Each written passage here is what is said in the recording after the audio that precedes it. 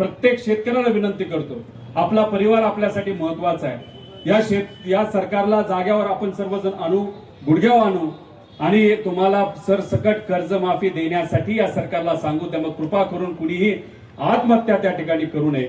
यांना आदरांजली सगळ्यांना वाहून आणि तुमच्या सगळ्यांच्या आशीर्वादाने, पाठिंब्याने, महाराष्ट्राच्या तमाम लोकांच्या पाठिंब्याने, तसंच महाराष्ट्र धर्म टिकवण्यासाठी विठुरायाच्या या पावन भूमीमध्ये आत्तापासून मी आमच्या अन्नदात्यासाठी अन्न त्याग आंदोलन इथं सुरू करत आहे।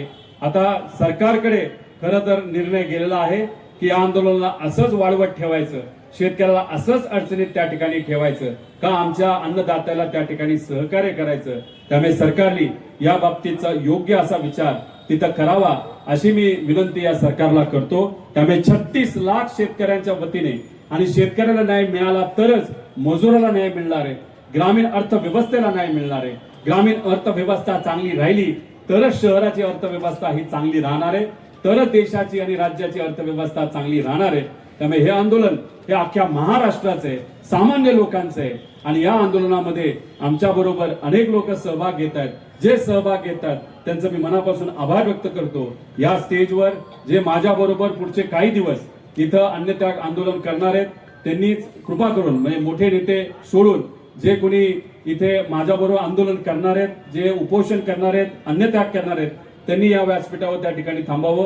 त्याच्याच बरोबर आपल्याला आध्यात्मिक मार्गदर्शन करण्यासाठी इथं काही हबप महाराज इथं आलेले आहेत, त्यांचं मी मनापासून स्वागत करतो। त्यांनी केलेलं मार्गदर्शन आमच्या सर्वांसाठीच प्रेरणादायी इथं असेल। सर्व इथं असणाऱ्या मीडियाचे मी आभार व्यक्त करतो। तुम्ही सहकार्य करतात, तुम्ही हा विषय लोकांपर्यंत नेता, सरकारपर्यंत नेता, म्हणून कुठे ना कुठेतरी सामान्य लोकांचा फायदा होतो। काही दिवसांपूर्वी लातूर मध्ये असणाऱ्या एका शेतकऱ्याकडे बैल नसल्यामुळे स्वतःच्या पत्नीला नांगर तिथं ओढावा लागलं। ठीक आहे, मीडियाने बातमी केली, विरोधकांनी त्याच्यावर बोललं म्हणून सरकारने दुसऱ्या दिवशी एक बैल दिला, पण दुर्दैव असं ते बैल सुद्धा आजारी दिला।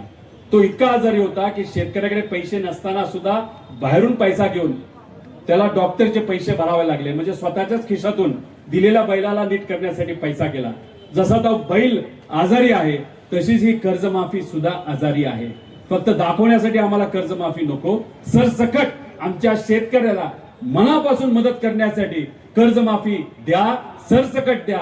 आणि आम्ही सांगितलेल्या अटी ज्या तुम्ही मुद्दामून टाकलेल्या आहेत त्या सर्व अटी ज्या आम्ही म्हणत आहोत तुम्ही काढा, त्या काढाच असं म्हणून मी इथं माझं आंदोलन सुरू करत आहे। रामकृष्ण हरी। जय हिंद, जय महाराष्ट्र, जय महाराष्ट्र धर्म।